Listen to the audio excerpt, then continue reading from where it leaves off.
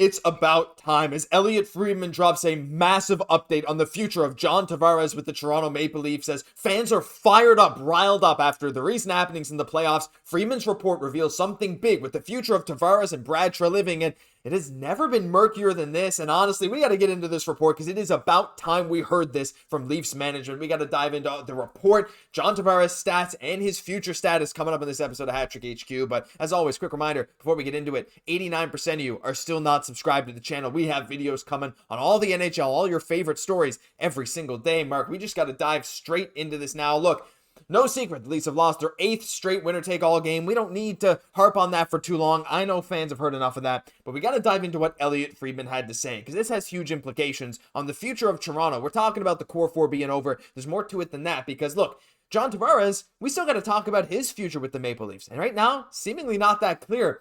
On 32 Thoughts, Friedman had this to say, said, I don't think he wants to leave. And we heard John Tavares say exactly those same things, Mark. He said, but I think the Maple Leafs will have a place they won't go past. So we'll see where that goes. And honestly, my response to this, it's about damn time. Because listen, the core four, we know it didn't work. Marner's probably going to walk, but when it comes to John Tavares, at this point in the playoffs, he had good moments. He's not that $11 million player. I'm glad to hear that there's a number the Leafs are setting in stone. What are your thoughts on this? Because certainly he did not live up to the expectations that were put on his shoulders.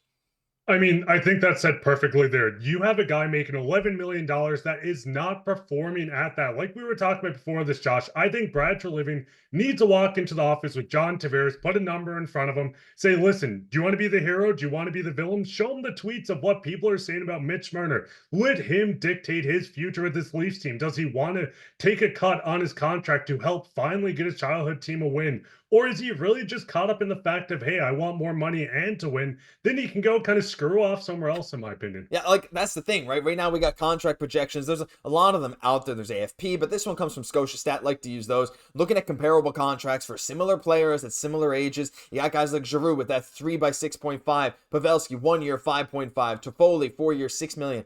When we're talking about John Tavares, Mark, I mean, in your mind, what is your number if you're the Toronto Maple Leafs? I know, obviously, in an ideal world, like you said, you let him kind of dictate, hey, listen, you want to be good? Stick around at a low price tag. The projection here is a 2-year deal at $6.2 million per, which is a 6.5% cap hit, which is like more than Jordan Eberle, less than Tyler Toffoli, which honestly does feel maybe a bit low. But again, when you look at that performance in the playoffs, last 5 games, 0 points in the last 4. Even the faceoff percentage took a big dip in games, the game 7 and 5 there. So I don't know. Like if I'm looking at John Tavares, his production in the playoffs, 13 games this year, 7 points, 2 points last time, 8 points in 11 games, 22-23. He's had some decent playoff years, though never really that much. Is this too much for you? I mean, 6.2 million? Because to me, look, if I'm Leafs management, I'm sitting them down. I'm like, we want to build a competitive team here. You want to be the hero, like you said, take your 5 million and that's about it. But is even that too much? I think he's worth that for 30 goals. But like, I don't know. I bet you the number's probably a lot lower than people are thinking. I mean, the big thing is looking at a lot of contracts. These were signed before the cap went up. So obviously there's going to be a bit of a difference between the two. But I think you need to start with a 5.5. You work within that $5 million range. Some people might say, hey, $1 million's not a big difference. But when you're looking at maybe moving David Kampf out and bringing in another player, that gives you about 3.5 to work with on that player with that extra mill save. So I think John Tavares really needs to figure out at this point of his career, does he want to win with this team? Or does he just want to chase the bag? Because if he wants to chase money, that's fine. A lot of pro athletes do this. Will he be hated in Toronto? Probably. Will he be hated as much as the Islanders hate him? Probably not. But this guy needs to figure this out. And I don't think the Leafs can go over a number that starts with 5. No, that's honestly, I think that's a fair take. We need to hear your thoughts down below as well. But look, assuming this happens, right? Look, we look at the playoff scoring. I can go through all of John Tavares' stats showing whether he might be worth it, whether he's not. Because, like, let's be honest, this dude's great on the face-off dot at the very least. 38-goal regular season. And, like, amazing on the dot. Top 10 in the NHL. Top 10 in the playoffs in face-off percentage. I think Matthews was number 1. Or face-off wins, sorry. But still, Tavares had a really good percentage. But again, when you look at these playoff points, it's Nylander, as always, at the top. Marner, that's not for this video. I'm sure you guys have all heard plenty about that. But you go down the list, 7 points in 13 games, outpaced by Max Pacioretty. Like, if you do re-sign Tavares, Mark, even at that point of like 5 point whatever million, that's assuming you let Marner walk, because he's not going to be back. At this point, I think that's a certainty. If you do bring Tavares back to be your number 2 center behind Auston Matthews, What's your plan for building out the rest of the team from there? Because there's still some money on the books that's like you said, like we've talked about, Matthews is very hard to move. I don't think he'd move anyway. He's your guy. He's your near 70 goal scorer. But especially on defense, there's some big contracts that are not playing up to what they're worth. And even in this run, like you can still have to choose if you want to bring Pacioretty back. There's so many holes in this roster that you need to fill. Even if you do bring Tavares back, what do you even plan next to try and fill in these top line wings? Is it even going to work out the way you want it to? I mean, the big thing is, listen, Pacioretty's awesome at the faceoffs, top 10 in the regular season, top 10 in the playoffs. But we know with age that a lot of these players start to transition to the wing. We've seen it with Steven Stamkos in Nashville just this past season. I think the Toronto Maple Leafs need to look at whatever they give him. It was a 2-year or 3-year deal. I don't know, and I don't think he can be the second line center during that span. Yes, he can produce at that, but this is a guy that's always known for not being the fastest. He's great on his skates. He uses the skates very well, and the way he moves. It's just with age, he's going to continuously get slow. The league's getting faster. Tavares is eventually going to slide down to maybe the third line or at least on the wing on the second. Josh, this is the situation. You're going to clear up money with Mitch. That money is out the door. Mitch will not be back in Toronto. Let's be real here.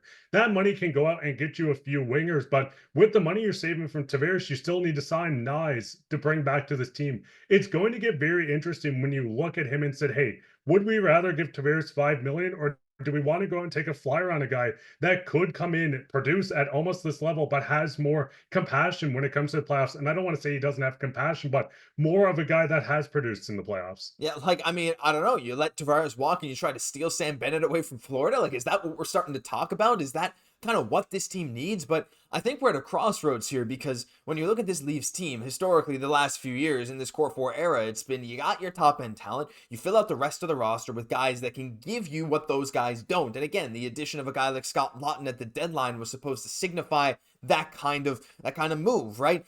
But he didn't really show up when it mattered most. A guy like Steven Lorentz, I thought, had a pretty good game 7. But, you know, like, you can't rely on these kind of guys to go out and give you everything. So with Marner probably gone, you have Matthews, you have Nyes that you want to build around, you still have William Nylander. That could be your top line going into next year. I don't think that's too bad.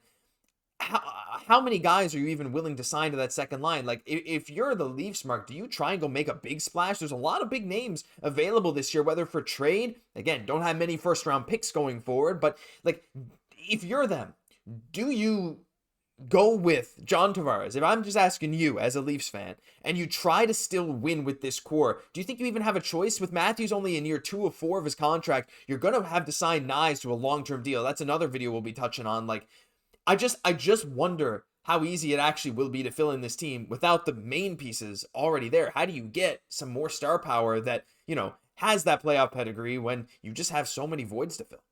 And I mean, that's a very good question, because this is a team that doesn't have the draft capital to really go out and make a big splash. You could bring in a project kind of like we've seen the Washington Capitals do with Pierre-Luc Dubois. That seemed to work out for them, but I do think you need to go after one of these top wingers, Ehlers, Brock Besser. One of these guys need to come in if you want to keep the window open. If you want to retool, this is something that management might not get the okay from ownership. They want to make money at the end of the day. It's such a big market. Signing a big free agent's going to sell millions of dollars worth of jerseys. So Toronto's in a very awkward situation where they might look at this and say, hey, John Tavares comes back, Mitch walks, let's go get Besser, let's go get Ehlers, and hope Easton Cowan turns into a top 6 guy immediately. There's a lot of ifs, a lot of ands, a lot of stuff like that going on right now, but honestly, it's about time with this Tavares stuff. Something big is happening, and no matter what happens now between now and the rest of the offseason, this team's not going to look the same as it did. I think that's an understatement, but listen, let us know your thoughts on this report from Friedman on John Tavares and his status in the future. Would you take him?